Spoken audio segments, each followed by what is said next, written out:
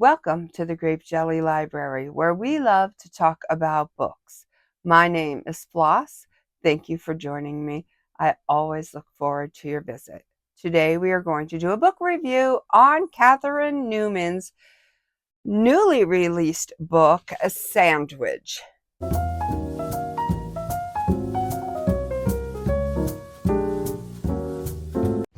I was first introduced to this book by Lee from over at the channel Lila Wanders and Reads. She does quick little short videos, and she did a quick little one on purchasing this book. And I thought it sounded intriguing to me and something that I might like to read. So I went ahead and got it. And then I asked if she wanted to do a buddy read, in which she kindly said yes. So 50 pages a day until it was read. This book is about a close-knit family who goes on vacation annually to the same destination each year, Cape May. And they rent a little beachy cottage and they spend a week there. So this book is told over the duration of 1 week, from Saturday through Friday. And the word sandwich would seem like a kind of perplexing name to call your book, but once you read the book, it'll make sense why she chose that name. The main character is Rocky. She is the mother. Her name is Rachel, but her nickname is Rocky, and she is going through menopause. So she is prone to sudden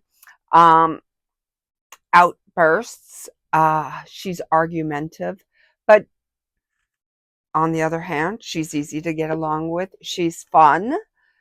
This family, I feel like no holds bar. They talk about anything. The back of the book says secrets, but I'm not really getting that. I'm getting like everything is shared in this family. And the writing style kind of like took me back because I wasn't prepared for the language. I took a writing class once, and our teacher told us that there's always a better word. For instance, he told us never to use the word sure, because a better word for sure would be certain. Okay, so now that we understand that, the language that is used in this book is vulgar, and there's definitely better words that could be used. And to me, I get it. Women can do just the same things that a man can do, sometimes, in some cases, even better. But the language that is put forth in this book, I'm just surprised that it's coming from a woman. And that's not to say that women don't talk like this. It's just that I have heard people, in my daily life, women in my daily life, who talk like this, but I have never quite read a book written by a woman who talked like this. So I guess in one sense, it's very freeing. It's very pushing the envelope, you can say. So, to be more specific, without saying anything, it's identifying certain female body parts, I would say, in an undesirable way with wordage.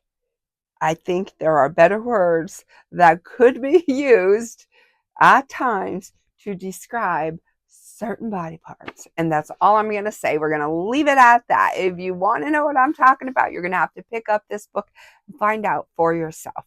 The family is very open with their conversation. There's a lot of cringy moments where a child might say to a parent, like, "Ew, mom, ew, dad, I didn't want to know that," when it comes to relations. But it's kind of like not taboo in this book. it's like normal, everyday. There's no shock and awe to it. It's just, it is what it is. You know, there's no embarrassing moments, or embarrassing subjects. That nothing is off the grid, nothing is off limits. They seem to talk about just about everything. Rocky, the mom, she goes back and forth in the storyline, the present and what she's dealing with. And then she reminisces and she relives her children's lives and all of the memories that she's shared with her children, and just like how much she loves them. She actually loves them so much that at times in the book it's a little bit creepy. She refers to them as marsupials and wishes that they would just get back in her pouch. And I found that to be a little bit over the edge for me. I don't know. I don't, yeah, my opinion, I don't believe that our children are put here for us to keep them in, a certain position. They're our children and we love them, and we should want them to prosper and grow and spread their wings and fly and all of that kind of stuff. Not really kind of but I get what she was trying to say. I get aside from the creepiness of that statement, I get what she was trying to say, because I think that, like, as parents, we we miss those moments when our babies were young and all of the fond memories.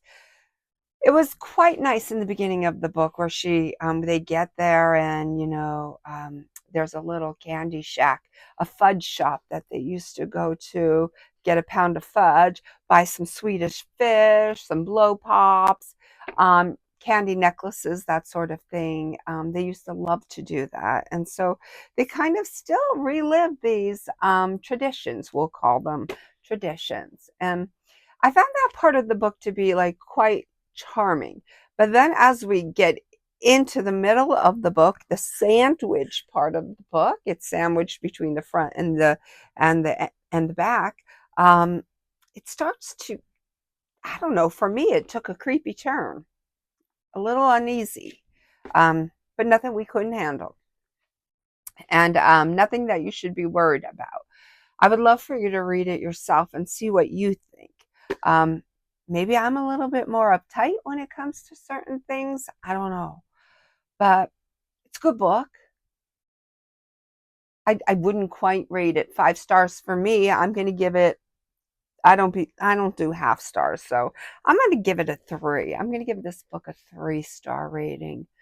She is the author of the book We All Want Impossible Things, and I have made a notation to get that book and read it. I'm curious about that book myself. So what else can I tell you about this book? Oh, Sandwich, the name of the book. Yeah, I kind of lost my train of thought. So Rocky is actually sandwiched in between many things. For instance, she's sandwiched in between taking care of her young adult children and her elderly parents. She's also um, the the book also makes a reference to that, as far as her parents are coming for a visit and she knows she's going to have to take care of them as they enter the final stages of their life. So she's preparing herself for that. And then within the journey of this book, I'm waiting for the arrival of the parents. They're mentioned quite often, but it took a while for them to actually make their appearance. And actually, and oddly enough, their appearance came in the middle of their vacation, in the middle of the book. So I feel like that was another reference to a sandwich. I don't know. Do I like the book? Yeah, I like the book. It's definitely, it's not like beachy in the way, well, like all the beachy books that I have read were like romance themed or murderous themed and such. This is uniquely written and themed around a beach. I've not quite ever read a book pertaining to a beach in quite this way. So yeah, I did enjoy it, and I found myself reminiscing about like my own reflections of my child when he was little. So I could totally understand where she's going with this. This book does reference miscarriages. Rocky, the mom, has had several, and it briefly touches on the topic of abortion. So it's definitely adult themed content.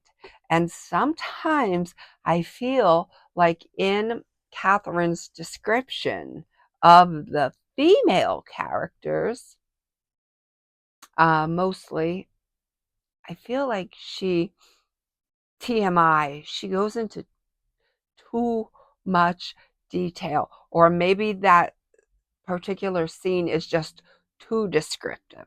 Some things I just didn't want to know. I think to leave some things to the imagination, or just, we get the gist and just let us do with it what we will. I don't really think you need to spell it all out for us. And again, that just might be me being uptight. I don't know. I'm sure there's plenty of people out there who are like, oh, Pisha, what are you talking about? Floss? It's fine, really. It's fine.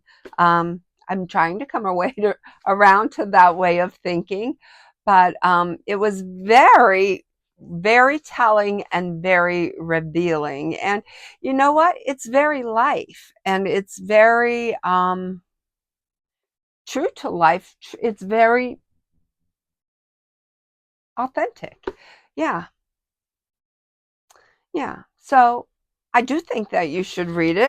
I didn't find it hilarious. I don't know. And I feel like I have a sense of humor, but I did not find it hilarious in the least bit. There's not one time throughout the whole book that I laughed.